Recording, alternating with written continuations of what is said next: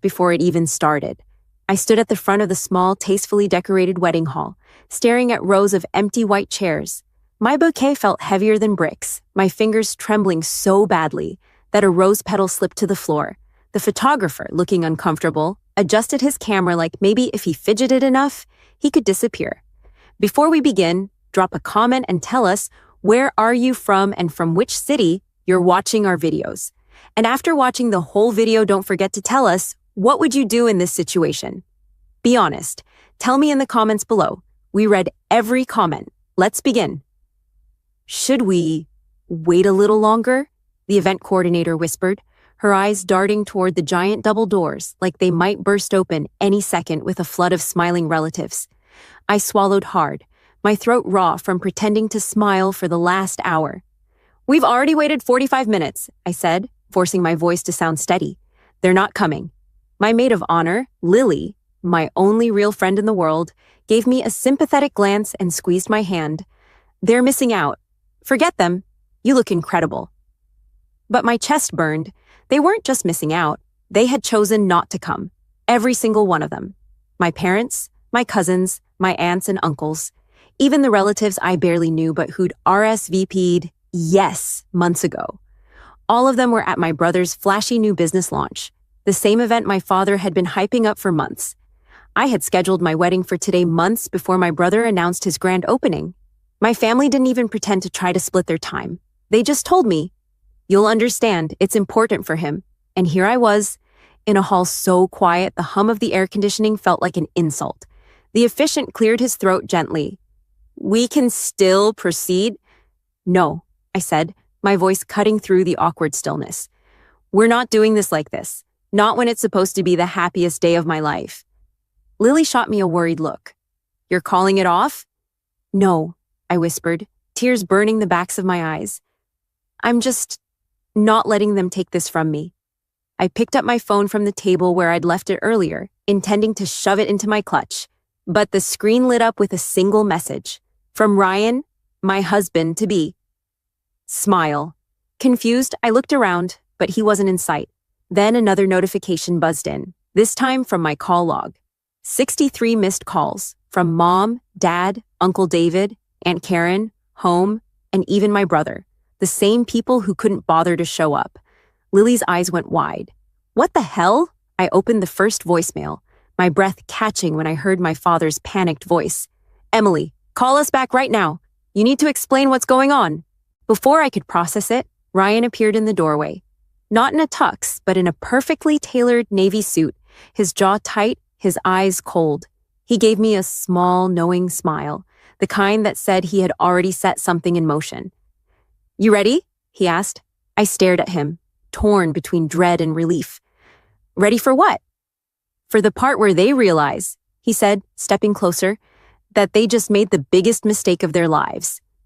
Ryan didn't waste a second. He took my bouquet, set it aside, and guided me out of the empty hall without looking back.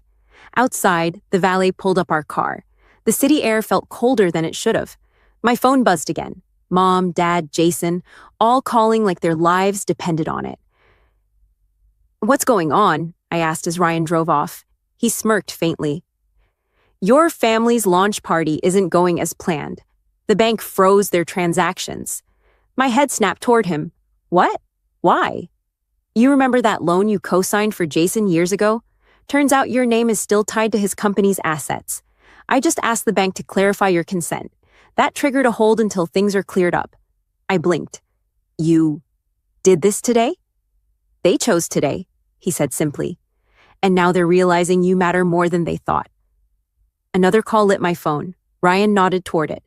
"Answer on speaker." I picked up. Dad's voice came sharp. "Emily, fix this. Your brother's investors are here and the bank is holding everything." Jason's voice cut in, furious. "If this is about your wedding, grow up. We'll take you out to dinner later." I felt something steel inside me. "You skipped my wedding. Now you can come see me. 7 p.m., Grayson House. Apologize first, then we'll talk about fixing your mess." Silence. Then Dad's clipped, reluctant. "Fine." Ryan's hand found mine as I ended the call. "Good," he said. "You're finally setting the rules." By the time we pulled up to Grayson House, The sun had already dipped low, staining the glass buildings in a pale orange glow.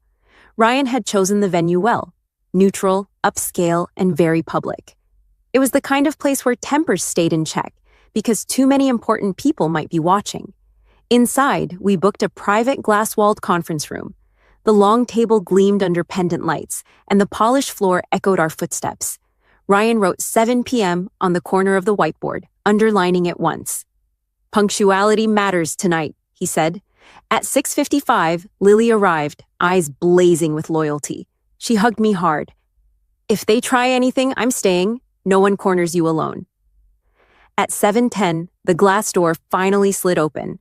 My parents entered first, Dad in an overly formal suit, Mom clutching her purse like it was a shield. Jason followed, his jaw tight, his phone in his hand, and behind him trailed a man in his 50s with a businesslike air, Jason's CFO. No, one sat. "Let's make this quick," Dad said, already impatient. I didn't move from my spot at the head of the table. "Before we discuss anything, I want something clear. You'll apologize for missing my wedding, not because it's polite, but because it's the truth." Mom shifted uncomfortably. "Emily, we didn't miss it. You didn't come," I cut in. My tone was even, but it landed like a stone. Dad's jaw flexed. He glanced at Jason, then at Ryan, then back at me. "Fine, I'm sorry." Mom gave a quick nod. "Yes, we're sorry." Jason didn't speak. His silence said everything. "Good," I said. "Now, business." Ryan slid a folder across the table. "Here's the original loan guarantee Emily signed, the bank's freeze notice, and our email request for clarification." The CFO flipped through the documents, frowning. "If we settle the old obligation and provide proof to the bank, the hold will lift tomorrow." "Correct," Ryan said. "But there are 3 additional conditions." Jason's head snapped up. "Conditions?" "Yes," I said, looking directly at him. 1. You sign a statement acknowledging my name was added under pressure, and you will never use my finances without my consent again. 2. You reimburse every out-of-pocket cost I've covered for your ventures. 3.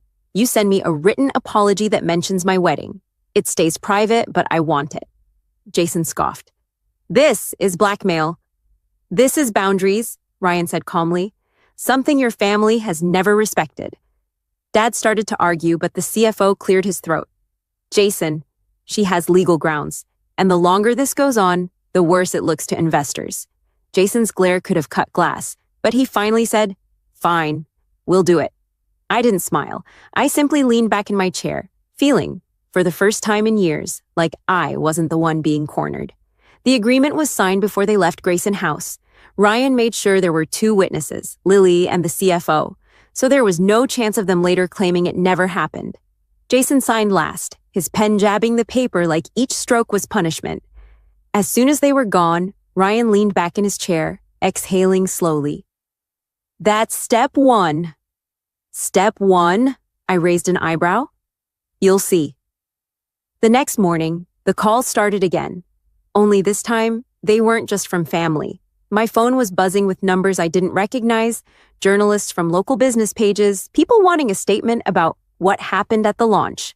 I ignored most of them, but curiosity finally got the better of me when Lily texted, "Turn on Channel 6. The segment was already halfway through when I flipped on the TV. The reporter stood outside my brother's gleaming new storefront, her hair whipping in the wind, talking over footage from the night before. Sources say a financial hold disrupted. Transactions during the grand opening, leaving customers unable to complete purchases. Several investors left early, and some vendors have expressed frustration over the delay." The camera cut to footage of Jason, looking red-faced, gesturing at a small group of investors with his hands in the air. Behind him, employees milled about awkwardly, handing out free coffee in an attempt to keep people from leaving. The caption at the bottom of the screen read, "Launch Day, Freeze Sparks Questions." Ryan came up behind me, coffee in hand, and smirked at the screen. "They'll spin it as a technical glitch, but the investors aren't stupid. They'll want answers, and the bank paperwork will show exactly why it happened." "And my name will be right there," I murmured. "Yep," Ryan said. "Not as the villain, but as the guarantor they overlooked. The one they treated like she didn't matter." It hit me then. Not just that they'd ignored me on my wedding day, but that they'd erased me for years, even when my signature had literally kept them afloat. Before I could answer, my phone lit up again. This time, it was Jason. I let it go to voicemail, but a text followed instantly. "We need to talk. Now." Ryan glanced at it, then at me. "They'll want to smooth things over." Translation: they'll want you to help clean up their image without taking any of the credit. He was right. And for the first time in my life, I didn't feel obligated to give them what they wanted. By noon, social media had picked up the story. People were commenting on how odd it was that none of my family had been at my wedding, thanks to a few guests who'd posted photos of the empty venue and tagged me. The posts weren't viral yet, but the narrative was forming, and it wasn't flattering for them. That evening, my parents showed up at our apartment unannounced. Ryan answered the door but didn't invite them in. "Emily," my mother started, her tone a carefully measured blend of concern and accusation, "we need to get ahead of this. People are talking." "Let them," I said, crossing my arms. "Everything they're saying is true." Dad's jaw tightened. "This isn't good for the family name." "Then maybe the family should have shown up for mine," I said sharply. "You made your priorities clear. Now so have I." Jason stepped forward, looking more worn down than I'd ever seen him. "Emily, please, investors are pulling back. If you talk to them, reassure them." I cut him off. "You want me to fix this? Then admit publicly that I was there for you when you needed me, and you couldn't even show up when I needed you. Otherwise, you can clean up your own mess." The silence stretched. Ryan stood beside me, his presence solid and unshakable. Finally, Jason muttered something under his breath and turned to leave, my parents following reluctantly. When the door closed, Ryan smiled faintly. "Step 2, complete." I frowned. "And step 3? He grinned. "That's the part where they realize you're not just the person they underestimated. You're the one they can't ignore anymore." 2 weeks later, my family's polished facade had cracks deep enough for the whole city to see. It started with a quiet article in the local business journal, buried on page 6.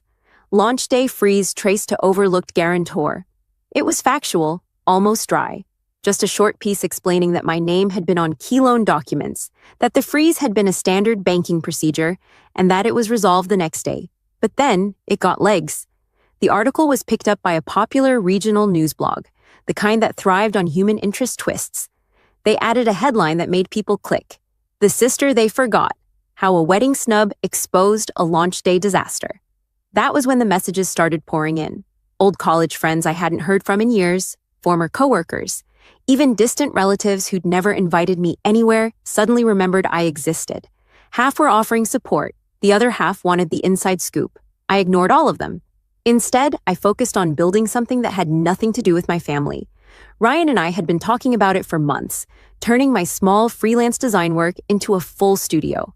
Now, with all this attention, it felt like the perfect time. We rented a corner office in a shared workspace, painted it the softest shade of cream, and put my name, Emily Gray Design, on the door. Lily helped me design the logo. Ryan handled the legal filings. I worked late into the night, not because I had to, but because it felt like mine. And then came the gala. Every year, the city's Chamber of Commerce hosted a black tie fundraiser for local entrepreneurs. Jason had been invited to showcase his launch. I hadn't planned to go, but when an invitation arrived addressed to Mr. and Mrs. Ryan Gray, I knew exactly who had pulled the strings. "You're thinking of going," Ryan said one night, watching me twirl the heavy cardstock in my hands. "I'm thinking of showing them," I said, "but not in the way they expect."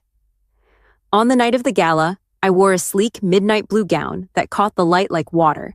Ryan looked devastating in a black tux. As we walked in, I could feel eyes turning, whispers starting. My parents were already there, Jason at their side, all of them wearing expressions so tight they could shatter glass. They didn't approach us, not yet. The event moved quickly, speeches, awards, polite applause.